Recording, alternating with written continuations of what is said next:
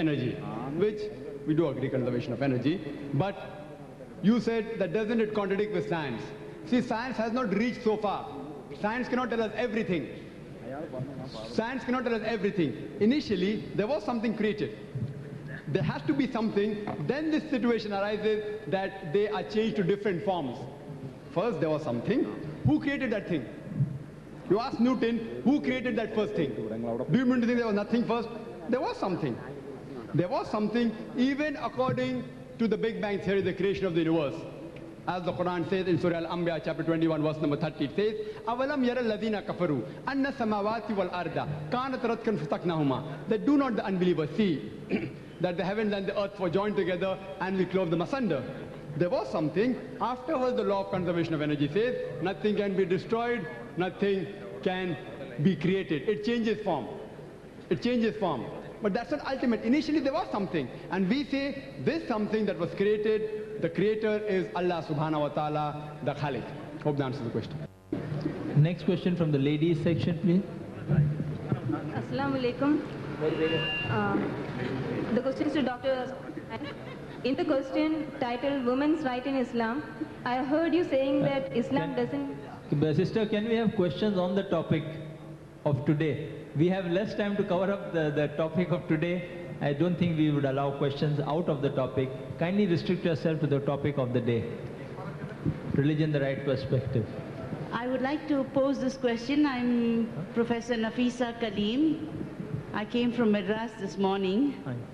I would like to ask Father whether he can tell me if the New Testament, as we read and understand it today, was written during the lifetime of Jesus.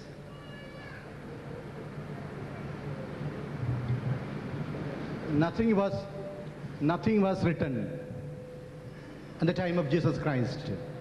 Jesus Christ proclaimed the good news, and he gave the great commandment, go and teach good news to the whole world. Then the apostles or the disciples of Jesus Christ, they proclaimed this teaching of Jesus Christ in the beginning of Christianity, say around AD 30 to 70. Then later on, those who heard this word of God received this message through the inspiration of God, wrote down. First was Mark, then we have Matthew, then there is Luke, and then John. So at the time of Jesus Christ, nothing was written down. Maybe we have the next question from the brother. There we have one brother. Right. Doctor, I am B.G. Herman. Dr. Sakir, may I ask a question regarding, do you agree with me if I say the religion is written by men? Religion is written by men. Brother asked the question that do I agree with him that religion is written by men? Most of them are, not all. I agree with you, yes, most of them are, but not all. The Holy Quran is the last and final revelation of Allah subhanahu wa ta'ala. It was revealed by Allah subhanahu wa ta'ala, and I've given a talk, is the Quran God's word? And I've proved to an atheist, to a Christian, to a Hindu, to a scientist that the Holy Quran is the revelation of God Almighty. It is not written by human beings. Today people can copy the Quran, but originally it was revealed by Allah subhanahu wa ta'ala. Why should the religion differ? Why should the religions differ? You have to ask those people who have written the book with their own hands. The Quran says in Surah Al-Baqarah chapter 2 verse number 79, it says, فَوَيْلٌ لِلَّذِينَ يَكْتُبُونَ الْكِتَابَ بِأَيْدِهِمْ ثُمَّ يَقُولُونَ هَذَا مِنْ عِنْدِ اللَّهِ لِيَشْتَرُوا بِهِ ثَمَنًا قَلِيلًا فَوَيْلٌ لَهُم مِّمَّا كَتَبَتْ أَيْدِيهِمْ وَوَيْلٌ لَهُم مِّمَّا يَكْسِبُونَ. That woe to those who write the book with their own hands and then say this is from Allah, to traffic with it for a miserable price.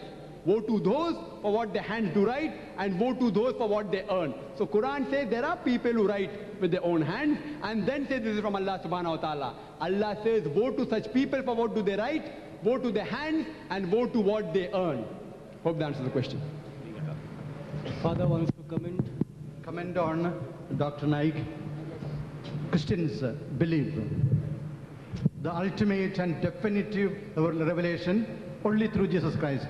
And by the time of Jesus Christ, the revelation is closed. So we, as Christians, we accept the teaching of Quran. But for us, we believe that Jesus, the God, has come down to the and revealed totally, entirely, which is the ultimate and definitive revelation. So we don't want any other revelation. May I ask the question? My question is to Dr. Naik. One of the fundamental articles of faith in Islam is the belief in fate, destiny. God knows everything, including your future. God has also decided what will happen in the years to come. Even after millions of years, the happenings has already been decided by God. And if it is so, why should a man do righteous deeds in this world?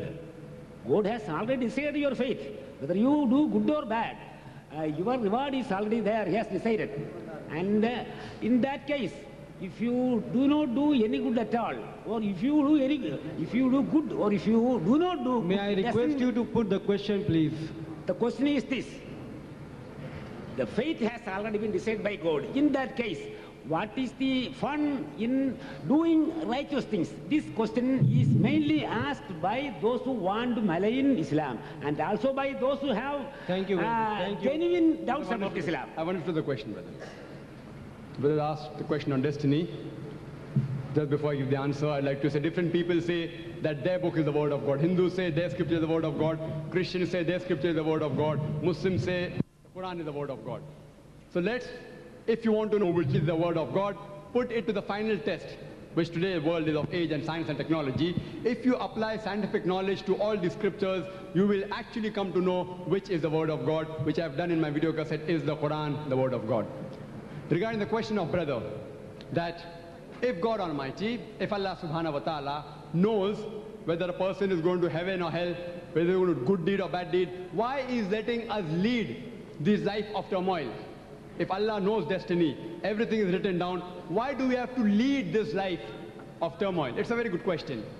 Though I don't know whether it fits in this topic or not, but it's a very good question. People misunderstand the meaning of destiny. The Quran rightly says that the moment a child is born, the destiny, his fate is wound round his neck. Allah subhanahu wa ta'ala knows in advance what a person is going to do, whether he's going to do good deeds or bad deeds. Let me give you an example. That suppose in a classroom, there is a group of students who sit for an examination. Before the examination comes, the teacher, since he has taught the student for 1 year, he knows very well that this student, he's a clever student. He'll come out first in the class.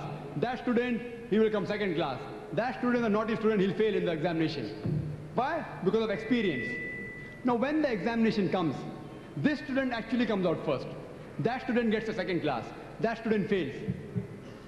Just because the teacher predicted in advance that the person is going to fail, can he blame that because the teacher predicted I have failed? No. The teacher had experience.